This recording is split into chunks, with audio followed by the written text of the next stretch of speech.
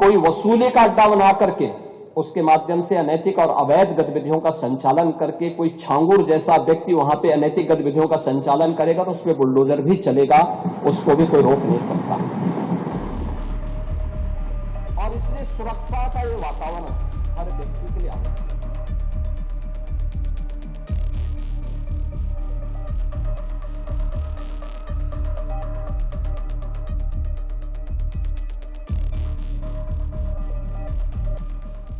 मैं सदन के प्रति आभार व्यक्त करूंगा कि सदन ने पास किया, लेकिन समाजवादी पार्टी ने प्रश्न खड़ा किया। यह भी उन्हीं गरीबों के लिए है कि जहां पर जिस गरीब का आवास होगा, आबादी की लैंड होगी, तो उस गरीब की परिवार की महिला सदस्य के नाम पे वो दर्ज होगा और उसका मालिकाना अधिकार उसको मिलेगा। उसके नाम पे वो बैंक से जाके कर्ज भी ले सकती है। लेकिन अगर उस आबादी की लैंड पर या किसी सरकारी लैंड पर कोई माफिया कब्जा करके जबरदस्ती उसको मॉल बना करके या कोई वसूली का अड्डा बना करके उसके माध्यम से अनैतिक और अवैध गतिविधियों का संचालन करके कोई छांगुर जैसा व्यक्ति वहां पे अनैतिक गतिविधियों का संचालन करेगा तो उसमें बुलडोजर भी चलेगा, उसको भी कोई रोक नहीं सकता। और इसलिए सुरक्षा का यह वातावरण हर व्यक्ति के लिए आवश्यक है। और उस सुरक्षा का वातावरण ने परसेप्शन बदला है यूपी का। पूरे यूपी की सुरक्षा के इस वातावरण पर आज हर व्यक्ति कह सकता है कि आज यूपी में इन्वेस्टमेंट आ रहा है। मैं उस पर भी चर्चा करूंगा।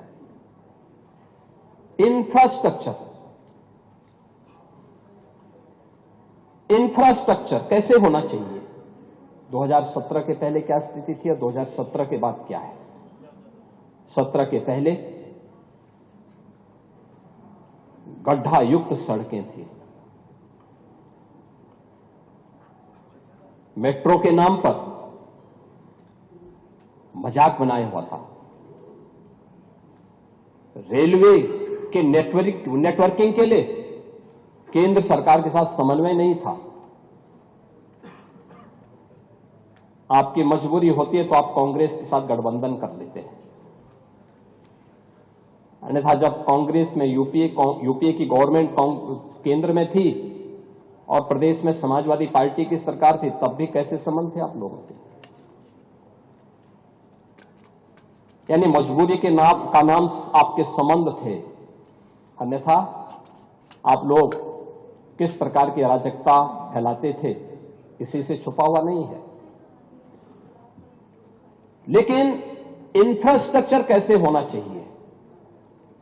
17 के पहले यूपी में 1.5 एक्सप्रेसवे थे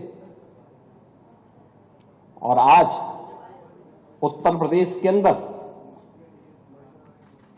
22 एक्सप्रेसवे और देश के अंदर अगर ये सभी 22 के 22 बन जाए तो 60% एक्सप्रेसवे पर अकेले यूपी का कब्जा होगा। अकेले यूपी, देश के अंदर जितने एक्सप्रेस होंगे उनमें 60% यूपी के पास। रेलवे का सबसे बड़ा नेटवर्क आज के दिन पर यूपी में है, 16,000 किलोमीटर का। इंटर स्टेट कनेक्टिविटी 4 लेन की,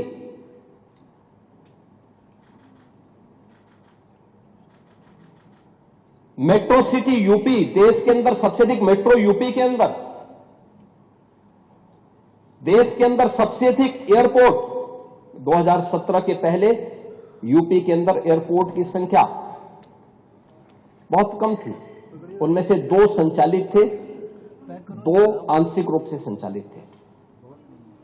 आज 16 एयरपोर्ट संचालित हैं और उनमें से 4 इंटरनेशनल एयरपोर्ट हैं और 5वां इंटरनेशनल एयरपोर्ट जो भारत का सबसे बड़ा एयरपोर्ट है वह जेवर में नोएडा इंटरनेशनल एयरपोर्ट के रूप में अगले महीने संचालित होने जा रहा है।